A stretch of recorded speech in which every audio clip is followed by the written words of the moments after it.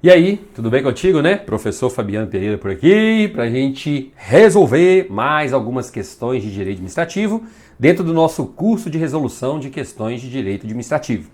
E hoje eu trouxe aqui 3 questões especiais de uma banca que talvez você não tenha o hábito de resolver questões, que é a AOCP. E você sabe que eu estou resolvendo questões aqui em blocos de 3 questões, porque aí você tem condições de analisar as questões que são cobradas pelas principais bancas examinadoras do país. Esse é o objetivo, é que o nosso curso seja muito abrangente, o nosso curso seja bem completo, para você conseguir ter uma perspectiva geral em relação ao conteúdo de direito administrativo, tá bem? Então vamos lá, antes de a gente começar a resolver a primeira questão, você vai clicar aqui, vai se inscrever no canal, porque isso é muito importante para mim. Quanto mais pessoas inscritas no canal, mais o nosso canal cresce e mais conteúdo de qualidade eu disponibilizo aqui para você. E você sabe que nosso curso vai funcionar da seguinte maneira. Você vai aparecer a questão na tela para você vai dar um pause e você vai colocar a resposta aqui embaixo. Por quê? Porque isso é muito importante para eu saber quais são as questões que você está errando, quais são as questões que você está acertando. Eu consigo ter uma noção geral e aí, com base nessas informações, eu vou me orientando para escolher as próximas questões. E vou focar naqueles assuntos que são assuntos que a maioria está errando. Por isso que eu preciso da sua participação. Ela é essencial. Fechou? Então vamos lá, questão de número 13. A questão de número 13 é uma questão da OCP, cobrada no cargo de investigador de polícia lá do Espírito Santo. Dentro da organização da administração pública, pode-se conceituar o processo de desconcentração como? A primeira coisa que eu quero que você compreenda aqui é o seguinte: desconcentração cria órgão. Tá vendo o CO aqui? Cria órgão. Então você vai gravar isso aí. Desconcentração, CO, cria órgão. E descentralização, o CE significa cria entidade. Já guarde essas informações para você poder responder as questões de prova. Então vem a letra A e diz: pode-se conceituar o processo de desconcentração como a distribuição de competências entre órgãos dentro da mesma pessoa jurídica, a fim de permitir o mais adequado e racional desempenho das atividades estatais. Certinho. Resposta letra A. Veja só, falou-se em desconcentração, lembre-se, informação básica e principal sobre órgãos públicos. Os órgãos públicos não possuem personalidade jurídica. Então eles não possuem personalidade jurídica. Além disso, eu quero que você entenda também o seguinte: os órgãos públicos, eles são criados dentro da estrutura de uma mesma pessoa jurídica. Então eu tenho, por exemplo, a União, que é uma pessoa jurídica. Todos os órgãos podem ser criados dentro da estrutura da União. Então quando você fala, por exemplo, em ministérios, quando você lê ministério na prova, lembre-se, os ministérios são órgãos que estão dentro da estrutura da União, que é uma única pessoa jurídica. As secretarias estaduais são órgãos que estão na estrutura dos estados. E as secretarias municipais, órgãos que estão na estrutura dos municípios. Mas cuidado, os órgãos públicos não são criados apenas dentro da administração pública direta. Eles podem ser criados também no âmbito da administração pública indireta. Então eu tenho órgãos públicos na administração pública direta e tenho órgãos públicos na administração pública indireta. Eu tenho essas duas possibilidades. Cuidado para responder as questões de prova. B. O fenômeno inerente à administração indireta, que consiste na criação de entidades para atividades de fiscalização e regulação de um determinado setor. Errado.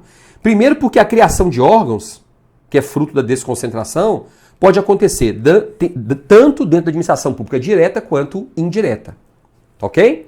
E o fenômeno que enseja a criação de entidades da administração pública indireta não é a desconcentração, e sim a descentralização. C.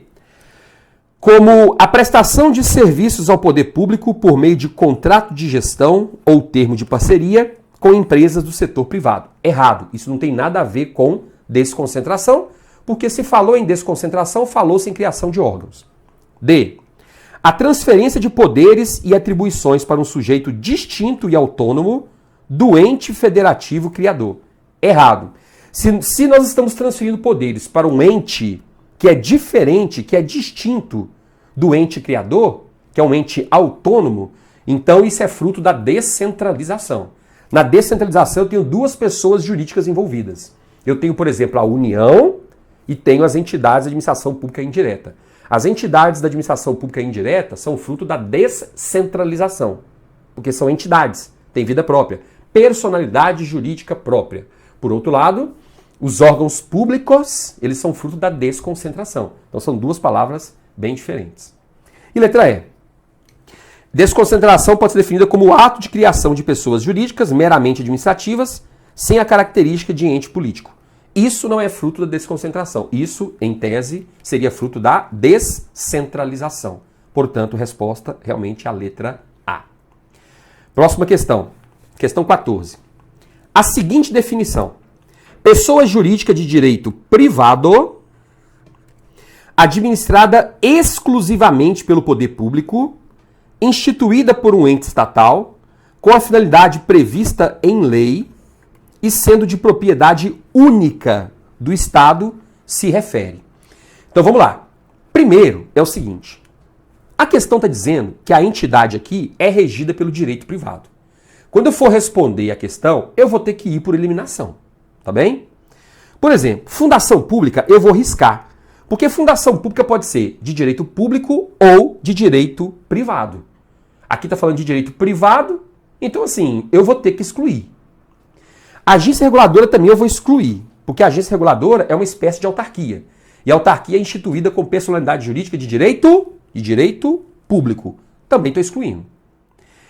Os entes do sistema S, SESI, SENAI, SENAT, SENAR, é uma pessoa jurídica de direito privado? É. Mas não é administrada exclusivamente pelo poder público. É uma pessoa jurídica de direito privado que está fora da administração pública, uma entidade do sistema S. Então também está fora. Então só ficaram aqui sociedade de economia mista e empresa pública. Aí eu já começo a me lembrar das características de empresa pública e sociedade de economia mista, tá? Vamos lá. Administrada exclusivamente pelo poder público. Sociedade de economia mista é administrada exclusivamente pelo poder público? Não. Por quê? Porque eu tenho também a possibilidade de particulares serem sócios, acionistas, cotistas dessa sociedade de economia mista.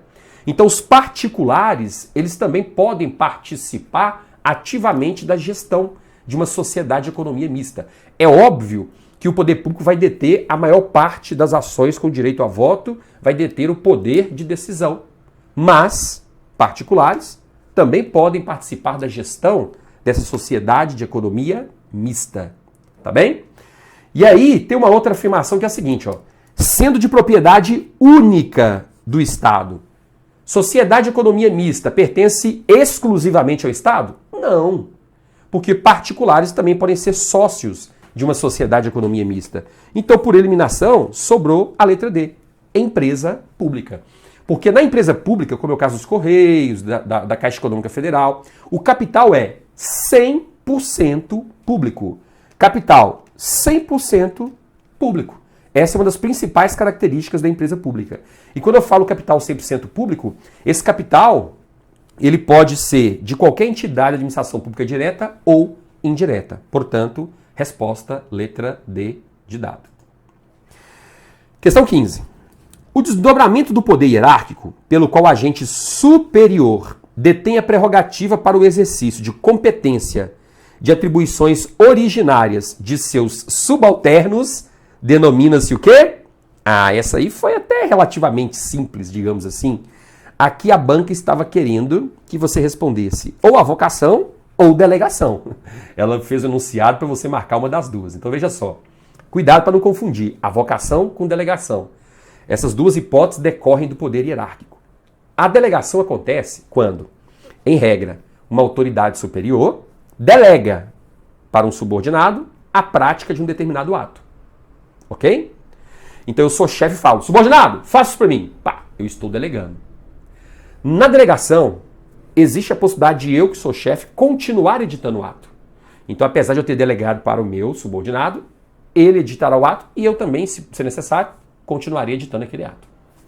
Detalhe, quem edita o ato é responsável pelas consequências do ato. Então, a responsabilidade pela edição do ato, se eu, que sou chefe, deleguei para o subordinado, ela é de quem? É do subordinado, do agente delegado, e não do agente delegante. E essa delegação exige publicação no Diário Oficial para que todos fiquem sabendo que ali, aquele ato foi fruto de uma delegação. Então, delegação é, faça aí. Avocação é o contrário. É quando a autoridade superior atribui para si a responsabilidade pela execução daquele ato. Ô subordinado, me dá aqui, deixa que eu vou fazer isso. Então eu estou avocando, eu vou fazer isso. Compreende? Deixa comigo, eu vou fazer isso. Eu estou avocando para mim. Então naquele caso eu tenho uma avocação. Claro que a avocação ela não pode acontecer em qualquer hipótese. Ela só vai acontecer em caráter temporário e mesmo assim em situações excepcionais. Porque olha só a situação. Daqui, deixa que eu faço. Que coisa constrangedora, né? Fica parecendo que o subordinado não tem capacidade técnica para fazer aquilo, não tem condições, né, profissionais para fazer aquilo. Então é bem chatinho. Por isso que só acontece em situações excepcionais e em caráter temporário, em caráter excepcional. Fechou? Então não confunda delegação com avocação. E aí, tranquilo para responder. A resposta aqui realmente é a letra B de bola. Avocação. Por quê? Porque o chefe vai executar atividades que originariamente eram de seus subordinados. Fechou? Então, lembra de deixar aqui as suas respostas nos comentários que eu quero acompanhar de perto. Eu quero acompanhar de perto. E lembre-se também que na descrição do vídeo eu deixei um presentinho para você. Clica aí, faça o download, porque eu tenho certeza que vai te ajudar demais, demais no seu processo de preparação. E se você não tiver curtido o vídeo, curta agora, porque isso é muito importante para mim. É a retribuição por esse vídeo de qualidade que eu estou postando para você. E aí nós dois saímos ganhando. Combinado? Um abraço, a gente se vê em breve. Até mais.